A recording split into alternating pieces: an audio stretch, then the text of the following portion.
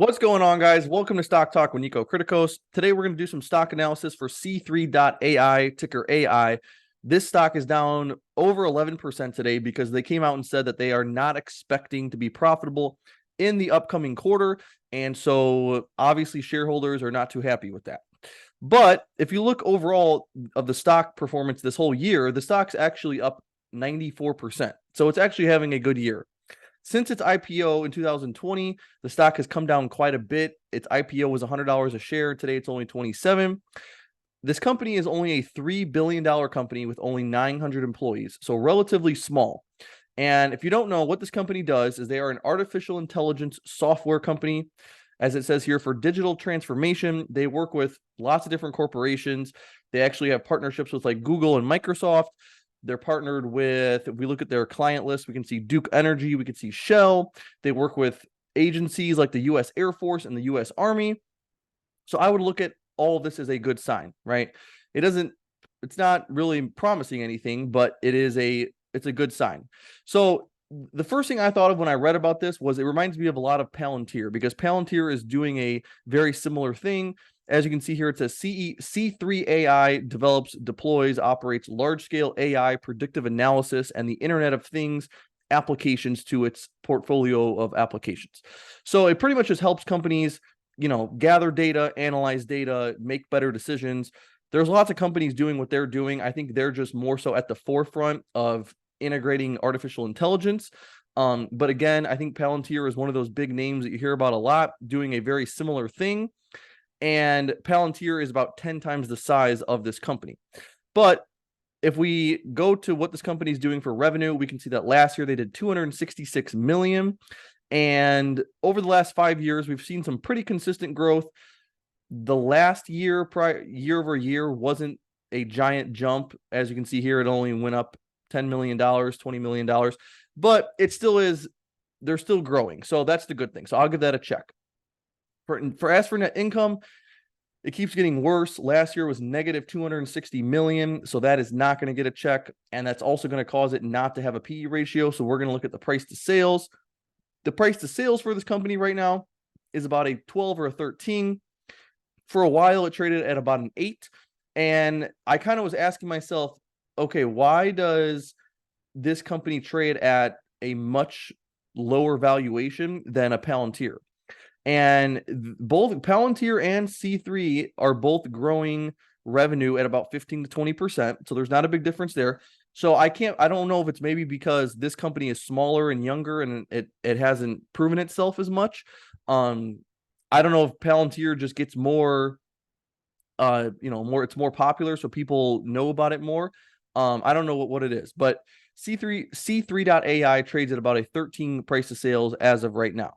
Then if we get into the next one, we're going to look at its innovation. I would definitely consider this company innovative. It's using artificial intelligence. Strong market share, not really. Again, they're a small company only doing a couple $100 million of revenue, and you have a lot of players in this space. And they made a pretty bold claim on their presentation and said that within 3 years that the market size for this was going to be, I believe, $700 billion or something really big like that. So they're trying to say that it's this giant market, and with just a little bit of market share, they can make a lot of money out of that market. So we'll have to see about that. When I looked up other numbers online, I think it was more like 150 billion. So they might be over exaggerating, but we'll see what happens with that. But the bottom line is they don't really have strong market share at the time.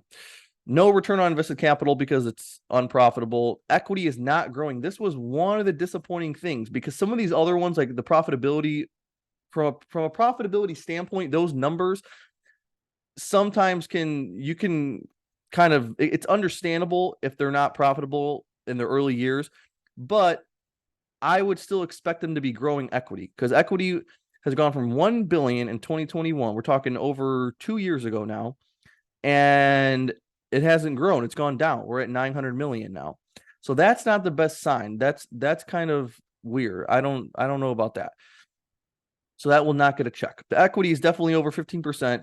I mean, as for the balance sheet ratio, assets to liabilities, the ratio is phenomenal. This is This is better than 99% of companies. 1 billion in assets and only 150 million in liabilities. That's super good. So that I can cut them some slack there.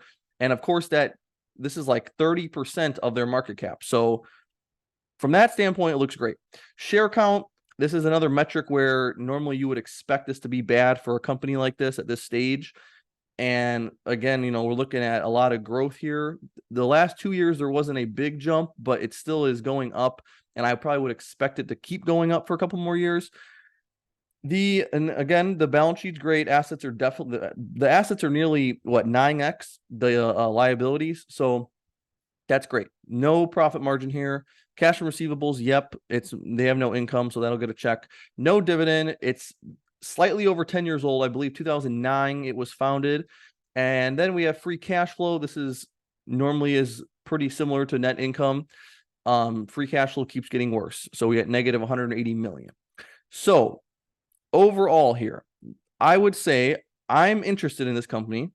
I think they're in a good space. I think AI is going to play an important part in most companies out there. They also mentioned like Tyson Foods.